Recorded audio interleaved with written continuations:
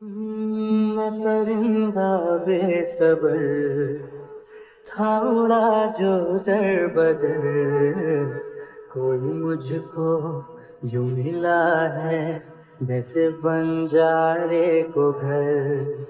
नए मौसम की सहर या सर्द में दोपहर, कोई मुझको यूं मिला।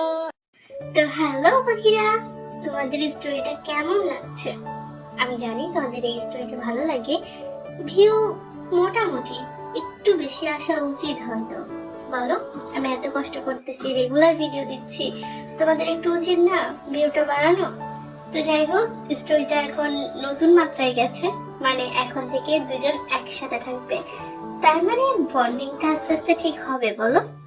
তো দেখতে থাকো, আমার সাথে থাকো, চলো শুরু করি। তের ক্লাস শেষ করে বাসায় পৌঁছাতে পৌঁছাতে দুপুর প্রায় 3টের কাছাকাছি বেজে গেছে। জাঙ্কুকের ড্রাইভার সময় মতো গাড়ি নিয়ে ভার্সিটির বাইরে উপস্থিত ছিল। তের ক্লাস শেষ হতেই তে জাঙ্কুকের কথা মতো সে গাড়িতে করে বাসায় এসেছে। বাসায় এসে জাঙ্কুককে কোথাও দেখতে না পেয়ে তে ওপরে যায় ফ্রেশ হতে। জাঙ্কুক তের সুবিধার জন্য তের রুম তার মনের মতো করে গুছিয়ে দিয়েছে, আর তার প্রয়োজনীয় সকল কিছুর ব্যবস্থা এক রাতেই করে দিয়েছিল সে। রাতে ঘটনা মনে করতে করতে কিছুক্ষণ পর ফ্রেশ হয়ে নিচে নামতেই তে দেখতে পেল জাঙ্কুককে দরজা দিয়ে ভেতরে ঢুকতে। ঘড়িতে তখন সময় দুপুর ঠিক 3টা। জাঙ্কুককে দেখে তে প্রশ্ন করে, আপনি কি লাঞ্চ করেছেন? জাঙ্কুক গায়ের কোটটা খুলে কাউচে রাখতে রাখতে সহজ সাবলীল প্রত্যুত্তর দেয়, নট ইয়েট। তুই করেছিস? আমিও এখনো করিনি, আপনি বরং আগে গিয়ে ফ্রেশ হয়ে আসুন, আমি আপনার জন্য খাবার এনে রাখছি। জাঙ্কুক আর কোনো কিছু না বলে হাতের ঘড়িটা খুলতে খুলতে সিঁড়ি বেয়ে ওপরের দিকে চলে গেল। গুনে গুনে ঠিক 10 মিনিটের মাথায় জাঙ্কুক ফ্রেশ হয়ে নিচে নেমে এলো। দেখলো তে তার জন্য খাবার গরম করে টেবিলে সাজিয়ে অপেক্ষা করছে। জাঙ্কুক গিয়ে বসতেই দুজনে একসাথে খাবার খেয়ে উঠলো।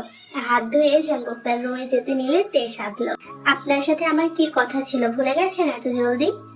তে গম্ভীর গলায় উত্তর দেয়, কি বলতে চাচ্ছিস সোজাসুজি বল। আমি বলতে চাইছি আপনার বড় আম্মুর সাথে ফোনে কথা বলার কথা ছিল। তো তো মানে কি? এখন বলবেন কথা, আমি ধরিয়ে দিচ্ছি, বসেন এখানে। কথা না বলা পর্যন্ত আপনাকে এখান থেকে যেতে দিচ্ছি না আমি। তুই আমার উপর হুকুম চালাচ্ছিস? তোর সাহস তো কম না। আমার অনেক সাহস, বুঝলেন? তাই তো আপনার মতো এমন যেদিকে সোজা করতে নেমেছি। ব্যর্থতা ছাড়া আর কিচ্ছু পাবি না এই পথে, সময় থাকতে পিছিয়ে যা। জাঙ্কুকের কথায় তের হৃদয়ের কোথাও একটা তীব্র যন্ত্রণা হলো, তবু সে নিজেকে সামলে আত্মবিশ্বাসের সাথে বলে, আল্লাহ ভরসা, দেখা যাক কে জিতে, আপনার জিত নাকি আমার চেষ্টা। তে ভিডিও কল করে জাঙ্কুকের সামনে ধরলো। ওপাশ থেকে কল রিসিভ হতেই জাঙ্কুক তার চোখ তুলে তাকায়। ফোনের ওপাশে জিন বেগম অবাক চোখে ছেলের দিকে তাকিয়ে আছে। তিনি এমনটা আশা করেননি, তিনি ভেবেছিলেন তে হবে, এই ভেবে কলটা তুলেছিলেন তিনি। এত বছর পর ছেলেকে দেখে মমতাময়ী মায়ের অনুভূতিগুলো যেন জেগে উঠেছে। ছেলের পরিবর্তনগুলো তিনি স্থির চোখে অনুধাবন করছে। তার চোখ থেকে কয়েক ফোঁটা নোনা জল গড়িয়ে পড়লো। তিনি বাকরুদ্ধ হয়ে ছেলের দিকে শুধু তাকিয়ে আছে অপলক। জাঙ্কুক চুপচাপ সেই দৃশ্য দেখে যাচ্ছে। তে জাঙ্কুককে ইশারা করে কিছু বলতে। জাঙ্কুকও তার মায়ের চোখের জল দেখতে পারছিল না, তাই সে নীরবতা ভেঙে বলে, কেঁদো না মম। এত বছর পর ছেলের কণ্ঠস্বর শুনে জিন বেগমের অন্তর জড়িয়ে গেছে। তিনি আঁচল দিয়ে দু চোখের পানি মুছে আবেগী কণ্ঠে বলে, বাবা আমার, কেমন আছো তুমি? জাঙ্কুক ছোট করে উত্তর দেয়, ভালো মম। মাকে ছেড়ে কেন চলে গেলে? তোমার মায়ের অবস্থার কথা একটাবার কি ভেবেছিলে তুমি? আমি যা করেছি তোমার ভালোর জন্যই করেছি মম। আমার উপস্থিতি তোমার জন্য ভালো না। আমি কি তোকে এমন কিছু বলেছি কখনো? কোনো সন্তানের উপস্থিতি তার মায়ের জন্য খারাপ হতে পারে? তুই বল। তুমি না বললেও ড্যাড তো তাই বলেছিল মম। উনি রেগে গিয়ে বলেছিল, আর তুই সেটাই ধরে বসে থাকবি? আমাদের সাথে সম্পর্ক ছিন্ন করে দিবি? এই ভালোবাসা তোমার আমাদের প্রতি, এই শিক্ষা দিয়েছি তোমার আম্মু তোমাকে। তুমি তোমার আম্মুর নাম রাখলে কই? আজ এতগুলো বছর কেটে গেল, নিজ থেকে একটিবার খোঁজ খবরও নিয়েছো আমাদের? বরং আমরা নিতে চাইলেও তুমি নিতে দাওনি। কি অপরাধ ছিল আমাদের যে এই অসুস্থ মাকে ফেলে চলে গেলে এভাবে? সব প্রশ্নের উত্তর হয় না মম। হয়, তুমি তোমার জেদকে প্রাধান্য দিয়েছো আমাদের উপরে। মম, এসব কথা রাখো এখন। তুমি দেশে কবে ফিরছো জাঙ্কুক? তুমি চাও আমি দেশে ফিরি? অবশ্যই চাই বাবা। তাহলে আমাকে একটু সময় দাও। এতদিন যে ছেলের মুখে তিনি দেশে না ফেরার কথা শুনে এসেছেন, আজ সেই ছেলের মুখে দেশে ফেরার কথা শোনা মাত্র আকাশের চাঁদ হাতে পাওয়ার সমান খুশি হয়েছে জিন। জিন বেগমের মনকে প্রশান্ত করার জন্য এতটুকুই যথেষ্ট। তে কতটা পরিবর্তন করে ফেলেছে জাঙ্কুকের মনকে, এটা ভেবে খুশিতে আত্মহারা তিনি। সত্যি তুমি ফিরবে? আমি অপেক্ষায় থাকবো বাবা। ঠিক আছে, ভালো থাকো, রাখছি। নিজের যত্ন নিও, পরে কথা হবে মা। কথা শেষ করে জাঙ্কুক কল কেটে দিল। এত বছর পর মাকে দেখে তার নিজেকে ধরে রাখতে অনেক কষ্ট হচ্ছিল। অন্যদিকে তে বলে, আপনি এত পাষাণ কেন বলুন তো? দেখছেন আপনার জন্য মানুষটার কি হাল হয়েছে। আপনি একমাত্র ছেলে তাদের, আপনি ব্যতীত তাদের আর কোনো সন্তান নেই। আপনি কিভাবে পারলেন এভাবে ফেলে আসতে তাদের? তুইও প্লিজ মমের মতো প্রশ্নের ভান্ডার খুলে বসিস না। I am sick of this. ভালো কথা বললেই ভালো লাগে না আপনার। তের কথা জাঙ্কুকের কান পর্যন্ত পৌঁছালো কিনা কে জানে। সে বসা থেকে উঠে গায়ের জ্যাকেটের চেইনটা ঠিক মতো লাগাতে লাগাতে বলে, একটু কাজে বাইরে যাচ্ছি, ফিরতে ফিরতে রাত হতে পারে। তোর কোনো কিছুর প্রয়োজন হলে মেয়েটিকে বলিস। এ কি, মাত্রই তো ফিরলেন, খেয়ে দিয়ে আবার ধেই ধেই করে কই চললেন আপনি? কেন, আমাকে তোর কোনো দরকার আছে? না, আমি তো আপনার জন্যই বলছি। আমাকে নিয়ে তোর এত ভাবতে হবে না, তুই নিজেরটা দেখ। জাঙ্কুক কথাটা বলে তের দিকে এক পলক তাকিয়ে তড়িৎ পায়ে বেরিয়ে গেল। মূলত তার এই সময় বাসায় ফেরার কোনো কথাই ছিল না। সে বাহিরেই বেশিরভাগ সময় লাঞ্চ করে, কিন্তু আজ তের সাথে লাঞ্চ করবে বিধায় কাজ কাম ফেলে সে এই সময়টুকুর জন্য বাসায় ফিরেছে। তে তো আর তা জানে না। তের ঘরের দেয়ালে কালো বড় ঘড়িটা সেকেন্ডের কাঁটা অবিরাম ভাবে টিকটিক শব্দ তুলে সময়ের সঙ্গে অবস্থান পরিবর্তন করছে, যা জানান দিচ্ছে এখন রাত বেজেছে ঠিক 12টা। তে কোরআন থেকে সূরা মুলুক, সূরা বাকারার শেষ 2 আয়াত, হাসরের শেষ 3 আয়াত সহ ছোট ছোট কিছু সূরা পাঠ শেষ করে অনেক আগে ঘুমানোর জন্য প্রস্তুতি নিয়েছিল। অন্য সময় হলে তে রাত 10টা নাগাদ ঘুমিয়ে পড়ে, কিন্তু আজ ব্যতিক্রম। আজ তার চোখে ঘুম ধরা দিচ্ছে না। তে অনেক আগে রাতের খাবার খেয়ে নিয়েছিল, কারণ জাঙ্কুক তাকে বলে রেখেছিল সে রাতের খাবার বাইরে খেয়ে আসবে। তে যেন তার জন্য অপেক্ষা না করে খেয়ে দিয়ে ঘুমিয়ে পড়ে। এখনো জাঙ্কুক বাসায় ফেরেনি। তে থেকে থেকে বারবার তার বারান্দায় গিয়ে জাঙ্কুকের বারান্দার দিকে চোখ বোলাচ্ছে, কিন্তু না, তার রুমের আলো নিভানো। এর মানে জাঙ্কুক এখনো বাসায় ফেরেনি। তে আর জাঙ্কুকের রুম পাশাপাশি হওয়াতে তের রুমের বারান্দা থেকেই জাঙ্কুকের রুমের বারান্দা স্পষ্ট দেখা যায়। তে এভাবে অনেকক্ষণ পায়চারি করার পর শুনতে পেল বাহিরে গাড়ির হর্নের আওয়াজ। জাঙ্কুক এসে পড়েছে। বুঝতে পেরে সাথে সাথে সে নিজের রুমের লাইট অফ করে শুয়ে পড়ল। জাঙ্কুক উপরে উঠে নিজের রুমে এসে প্রথমে সোজা বারান্দায় চলে গেল। সেখানে গিয়ে দেখলো তের বারান্দা অন্ধকার, তার মানে তার রুমের লাইট অফ। তে ঘুমিয়ে পড়েছে। সেটা নিশ্চিত করে জাঙ্কুক রুমে এসে কাবার্ড থেকে টি শার্ট আর ট্রাউজার বের করে ওয়াশরুমে ঢুকে যায়। আধা ঘন্টা সময় নিয়ে হট বাথ নেওয়ার পর চুল মুছতে মুছতে হাতে গিটার তুলে বারান্দায় এসে বিন ব্যাগটায় বসলো জাঙ্কুক। গিটারের তারে আলতো করে আঙুল ছুঁয়ে সুর তুলতে তুলতে এই শূন্য রাতের আকাশে একান্ত অনুভূতিগুলোকে উগড়ে দিয়ে চোখ বন্ধ করে গাইতে শুরু করলো, আমি পারি না গানটা।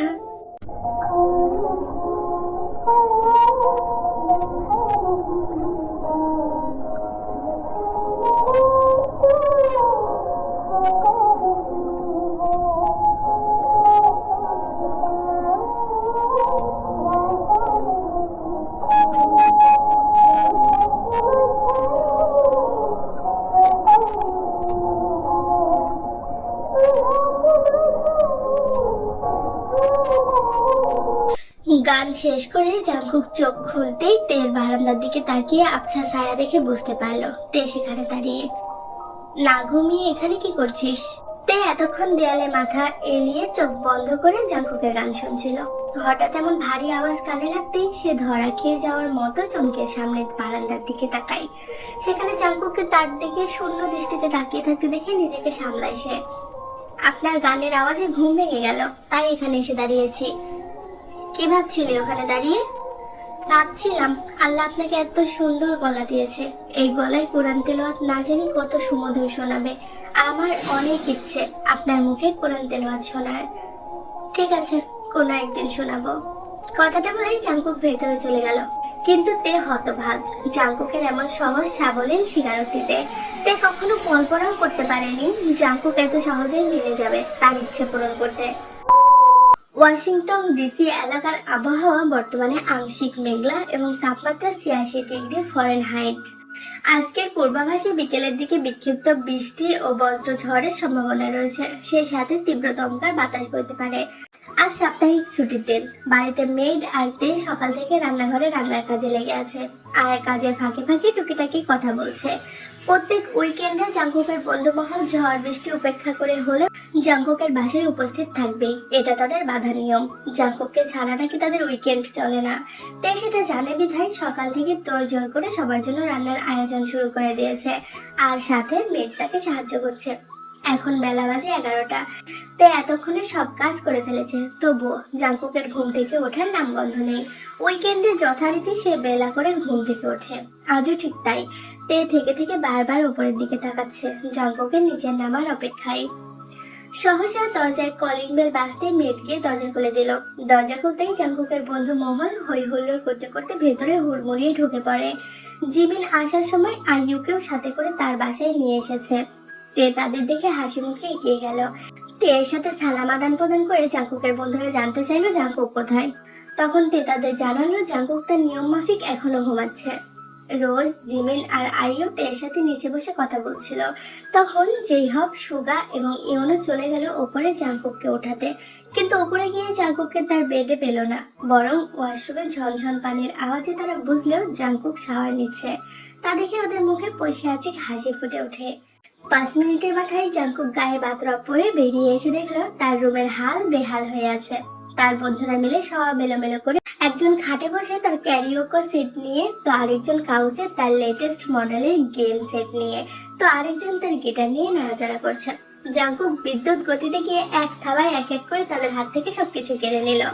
যেইহব দাঁত কেলিয়ে জাঙ্কুককে বলে, দোস্ত, তোর এই লেটেস্ট মডেলের গেমটা জোস, এটা আমাকে দিয়ে দে। জাঙ্কুক তাকে ধমকায়, শাট আপ, কোন সাহসে আমার রুমে ভাবে এলোমেলো করছিস তোরা? Don't you know I don't like mess. ইওনো তৎক্ষণাৎ জেইহবের দিকে আঙ্গুল তাক করে। সব করেছে ওই জেইহব। জেইহব বিস্ময় চোখে অবিশ্বাস নিয়ে বলে, ধোকাবাজ, নিজেরা করে এখন আমার উপরে চাপিয়ে দিচ্ছিস? কত বড় বাটপার আল্লাহ এরা। সুগা সবার মাঝে তখন তার মাসুম চেহারা নিয়ে বলে, আমাকে ওরা ওদের ফাঁদে ফেলে এসব করিয়েছে, বলেছে তোকে জ্বালাতে ওদের ভাল লাগে। আমি এসব কিচ্ছু জানি না, আমি একটা ভদ্র সভ্য ছেলে আর জিমিনের ভদ্র স্বামী। জাঙ্কুক এদের কর্মে অতিষ্ঠ, সবার দিকে তীর্যক চাহনি নিক্ষেপ করে। এমন বাজে ওয়েদারেও তোদের আমার বাসায় এসে আমাকে জ্বালাতে হলো। জেহাব আবারও দাঁত কেলায়, আমাদের সাপ্তাহিক ছুটির দিন তো তোরই নামে, দেখছিস না? সুগার নতুন নতুন বিয়ে করেও বইয়ের সাথে কোয়ালিটি টাইম স্পেন্ড করা রেখে তোর বাসায় এসে হাজির হয়েছে। সুগা জেহাবের দিকে চোখ পাকিয়ে তাকায়, কোয়ালিটি টাইম তো স্পেন্ড করছিলামই, কিন্তু তুই তো ব্যাঘাত ঘটালি। ইওনোর সাথে তাল মেলাই, হ্যাঁ, আমারও ব্যাঘাত ঘটিয়েছে এই জেহাব। জেহাব তখন বুক ফুলিয়ে বলে, ভালো করেছি, এখানে আমরা সিঙ্গেল মরবো আর তোমরা বিবাহিতরা রোম্যান্স করবে, তা তো আমি হতে দিব না বাবু। ইওনো উৎসাহ দিয়ে বলে, তো তুইও কর, কে তোকে আটকে রেখেছে? জেহাব গোমরা মুখ করে, করতে তো চাই, কিন্তু মনের মতো পাই কই। সুগা ঠেস মারে, আমাদের সাথে এমন ছলচাতুরি করলে পাবিও না জীবনে। চুলের পানি পড়া ভেজা বাতরব পরে দাঁড়িয়ে থেকে থেকে এদের অযৌক্তিক কথা শুনতে শুনতে জাঙ্কুকের ধৈর্যের বাঁধ এবার ভেঙে গেছে। সে ঝাঁঝালো আওয়াজে তাদের উদ্দেশ্যে বলে, তোরা তোদের এসব মেলো ড্রামা আমার রুমের বাহিরে গিয়ে কর, যা বের হয় এক্ষুনি, গেট আউট। জাঙ্কুকের ঝাড়ি খেয়ে সকলে তড়িঘড়ি করে নিচে নেমে এলো। ওদের এভাবে হুড়মুড়িয়ে নামতে দেখে রোজ প্রশ্ন করে,